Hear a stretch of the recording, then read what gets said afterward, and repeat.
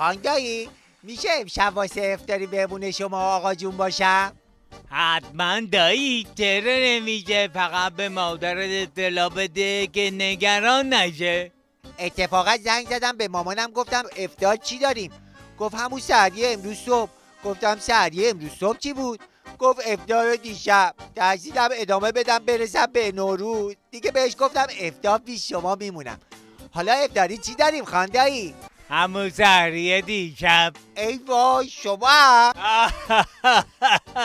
نه دایی، شوخی کردم ببینم تو چی میگی. راستش آقا جون واسه دلمه کرده بود، رفتم براش برگ انگور بخرم، دیدم کیلویی 25,000 تومنه. یعنی گوشت گاو و گوسفند که هیچی. کم کم دیگه پوشش انسانهای اولیه رو هم نمیتونیم بخوریم دایی. یعنی امشب دلمه نداری؟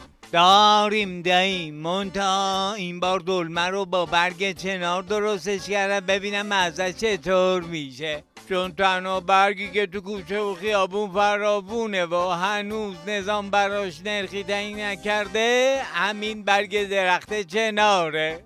دایی مگه نگفته بودن که تو مارمزو هیچ جنسی گرون نمیشه؟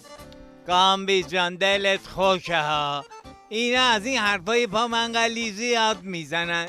مثل امامشون که قبل از سوار شدن بر خر مراد گفته بود که آب و برق رو مجانی میکنیم، ولی همین که سوار شد چارنل کارش قطع کردن آب و برق اونایی که قبضشون عقب میافتاد شد.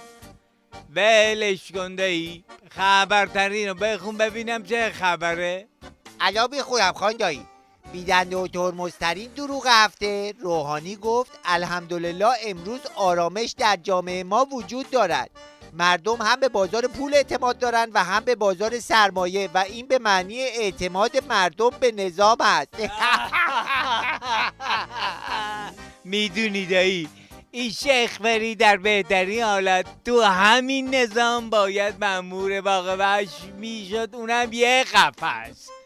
من فکر میکردم که انتهای پررویی و زرق و زعبلات این موجود رو دیدم و میشناسم، ولی باز غافلگیر شدم دایی. دایی با این وضعیت قیمت ها و گرونی منظورش از آرامش چیه؟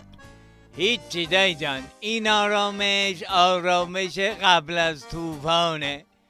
چون جوری که مردم با این افزایش قیمت ها تو این 1-2 سال سورپرایز شدن، اصحاب کهف بعد از 300 سال نشدن دایی. بذار زمانش برسه مردم طوری حال اینا رو جا میارن که اگه این شیخ فری 100 تا والی و در رو با همم بخوره دیگه رنگ آرامش رو نمیبینه دایی. بریم یه سری به دلمه ها بزنیم که نسوزه. بریم دایی.